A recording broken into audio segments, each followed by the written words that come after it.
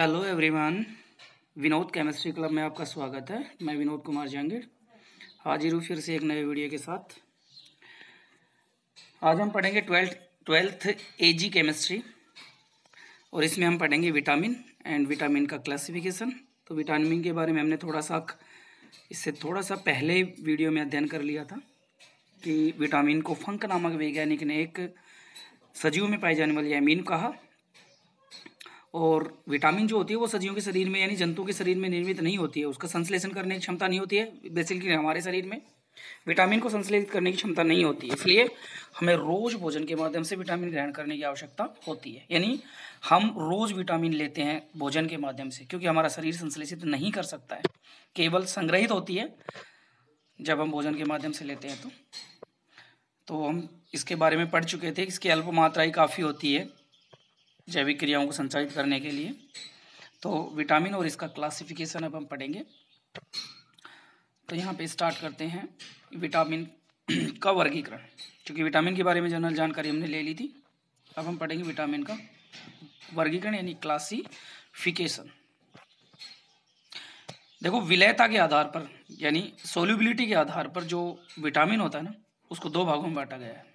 इस to type, दो प्रकार का होता है, या मैं कहूँ दो भागों में बांटा गया है विटामिन को। पहला देखिए, वसा यानी फैट में सोल्यूबल है विटामिन, यानी वसा में विलय विटामिन, फैट में सोल्यूबल, तो फैट सोल्यूबल विटामिन बोला जाता है इसे। फैट सोल्यूबल विटामिन यानी वसा में विलय विटामिन। वसा में विलय, इसकी लाइन से पता चल रहा है कि वे विटामिन जो वसा में तो विलय होंगे लेकिन जल में अविलय होंगे, या मैं कहूँ कि वे विटामिन जो जल में अविलय तथा वसा में विलय होते हैं क्या कहलाते हैं? वसा में विलय विटामिन कहलाते हैं। किस में विलय हों? वसा में विलय हो, फैट सोल्यूबल हों, वसा में विलय हों, और जल में क्या हो? अविलय। तो वे विटामिन जो जल में अविलय हों तथा वसा में विलय हों, वसा में विलय विटामिन कहलाते हैं। एग्जाम्पल देखिए, vitamin A, vitamin D, vitamin E, vitamin के, ये जो हैं ये वसा में विलय विटामिन है। ए, डी, ई, के, क्योंकि विटामिन्स को अंग्रेजी के कैपिटल लेटर्स में दर्शाया गया है। ए, डी, ई, के, तो ए, बी, सी, डी, ई, के, एच, ये विटामिन्स हैं। वैसे 12 विटामिन ज्ञात हैं, हम इनको जो ज़्यादा इम्पोर्टेंट हैं, जैसे ए, डी, ई, के है, एच और एक बी और सी और है, तो कुछ विटामिन हैं। तो जो वसा में विलय विटामिन है उनके एग्जाम्पल हैं ए, डी, ई, के, ये वसा में विलय विटामिन है। ठीक, अब देखो एक नोट लिखा है मैंने, विटामिन ए और डी जो होते हैं, ए और डी, ये दोनों जो विटामिन हैं ये सबसे ज़्यादा मात्रा में लीवर जो होता है ना अपना, यकृत, हिंदी में बोलते हैं यकृत, लीवर को, लीवर जो होता है उसमें अधिक मात्रा में संग्रहित रहते हैं। कौन कौन से? विटामिन ए और डी, ये दोनों जो विटामिन होते हैं वो लीवर में ज्यादा संग्रहित रहते हैं, लीवर में अधिक मात्रा में संग्रहित रहते हैं। ठीक है, ये नोट है। इसके बाद में हम पढ़ते हैं जल में विलय विटामिन, वाटर सोल्यूबल विटामिन, यानी जल में घुलने वाले विटामिन, जल में विलय होने वाले विटामिन। तो बस जस्ट उसका उल्टा कर दो, जो उसमें जल में अविलय था लेकिन वो क्या हो जाएगा? अब जल में विलय हो जाएगा ये। तो वे विटामिन जो वसा में तो अविलय हों और जल में क्या हो जाते हैं? विलय होते हैं, क्या कहलाते हैं? जल में विलय विटामिन कहलाते हैं। यानी उसका उल्टा कर दिया, वहां वो वसा में विलय विटामिन क्या था? जल में तो अविलय और वसा में विलय, और जल में विलय विटामिन क्या है? जल में विलय विटामिन क्या है? यानी वसा में तो अविलय और जल में विलय, इसीलिए इसे कहते हैं जल में विलय विटामिन। और इसके जो एग्जाम्पल हैं वो हैं, उसमें बच गए दो, विटामिन बी कॉम्प्लेक्स और विटामिन सी। बी कॉम्प्लेक्स, क्योंकि बी कॉम्प्लेक्स इसलिए क्योंकि बी विटामिन जो होता है वो एक नहीं, वो vitamin B1, B2, B3, B6, B12 आदि होते हैं, यानी बहुत सारे विटामिन का समूह होता है, इसलिए इसे बोलते हैं विटामिन बी कॉम्प्लेक्स और विटामिन सी। ये दोनों क्या है? जल में विलय विटामिन है, जल में सोल्यूबल विटामिन है, तो सोल्यूबल, वाटर सोल्यूबल विटामिन है ये। अब देखो इसके लिए एक नोट है, इंपॉर्टेंट है, यहाँ से क्वेश्चन आया भी हुआ भी है, तो ये एक इंपॉर्टेंट नोट है। विटामिन के लिए कि विटामिन बी व सी,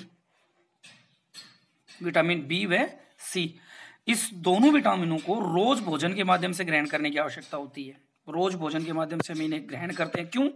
क्योंकि ये दोनों विटामिन क्या है, जल में विलय है, और जल में विलय होने के कारण, क्योंकि ये दोनों विटामिन क्या है, जल में विलय होते हैं, और जल में विलय होने के कारण ये शरीर में संग्रहित नहीं हो पाते हैं, शरीर द्वारा इनका संग्रहण नहीं हो पाता है, क्योंकि जल में विलय है।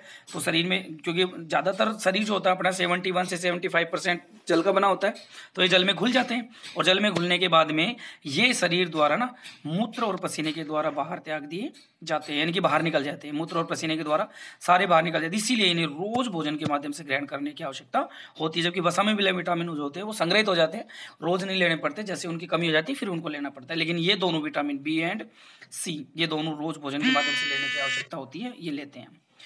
क्यों लेते हैं? क्योंकि ये जल में विलय होते हैं और शरीर द्वारा संग्रहित नहीं हो पाते।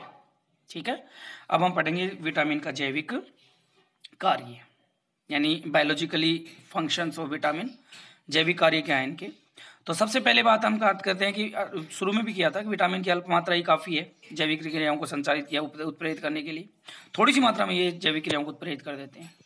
दूसरा है, प्रत्येक विटामिन जो है ना एक निश्चित जैविक कार्य को करता है, यानी कि एक विटामिन जो होता है, जैसे ए है, बी है, सी है, डी है, ये अलग अलग विटामिन है और ये अलग अलग प्रकार से जैविक कार्यों को संचालित करते हैं या जैविक कार्यों को उत्प्रेरित करते हैं। तो ये निश्चित जैविक कार्य करते हैं। किसी भी विटामिन की कमी अगर हो जाती है, किसी भी मनुष्य में किसी भी विटामिन की कमी हो जाती है, तो उसको एक विशेष प्रकार का रोग हो जाता है। जैसे ए विटामिन की कमी से होने वाले रोग हम पढ़ेंगे, विटामिन और विटामिन की कमी से होने वाले रोग।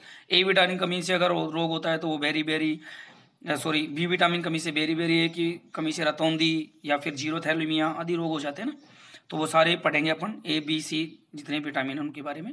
तो विशेष प्रकार का रोग हो जाता है। और विटामिन जो है इनकी कमी से होने वाले जो रोग और इनकी एक सारणी है उसको हम पढ़ेंगे, जो विटामिन की कमी से होने वाले रोग और इसकी सारणी है। तो देखो, हम सबसे पहले बात करते हैं विटामिन ए की। विटामिन ए, और इस विटामिन ए का रासायनिक नाम होता है रेटिनल। ये ध्यान रखें, रासायनिक नाम पूछ लिया जाता है कई बार। विटामिन ए का रासायनिक नाम होता है रेटिनल। रेटिनल, ये विटामिन ए का रासायनिक नाम है भाई, रेटिनल। ठीक है, अब देखो ये किस किस में पाया जाता है, इसका स्रोत क्या है। हम तीन चीजें याद रखेंगे, एक तो विटामिन जो भी है उसका नाम, उसका जो रासायनिक नाम क्या है वो, फिर उसका प्राप्ति स्रोत और उसकी कमी से होने वाले रोग। तो देखो विटामिन ए किस किस से प्राप्त होता है, सबसे ज्यादा मात्रा में गाजर, पालक, दूध, मक्खन और अंडे, मछली व मछली का तेल जो होता है उससे विटामिन ए प्राप्त होता है। ध्यान रखना है आप लोगों को, गाजर, पालक इम्पोर्टेंट, दूध ये इम्पोर्टेंट हो गया। फिर उसके बाद में दूध से मक्खन होता है, तो ये मक्खन हो गया। अंडे, मछली व मछली का तेल, इनसे विटामिन ए सर्वाधिक मात्रा में पाया जाता है। अब इसकी कमी से होने वाला रोग कौन सा है, रतौंधी, और दूसरा होता है जीरोथैलेमिया। ये दो रोग होते हैं, स्पेशली है जो हमारे सिलेबस में, रतौंधी और जीरोथैलेमिया। रोगों का याद रखना है, विटामिन ए की कमी से होने वाला रोग है जीरोथैलेमिया और रतौंधी। ठीक, क्योंकि दृष्टि के लिए काम करता है विटामिन ए। चलो अभी हम यहाँ पे बात करते हैं विटामिन बी कॉम्प्लेक्स।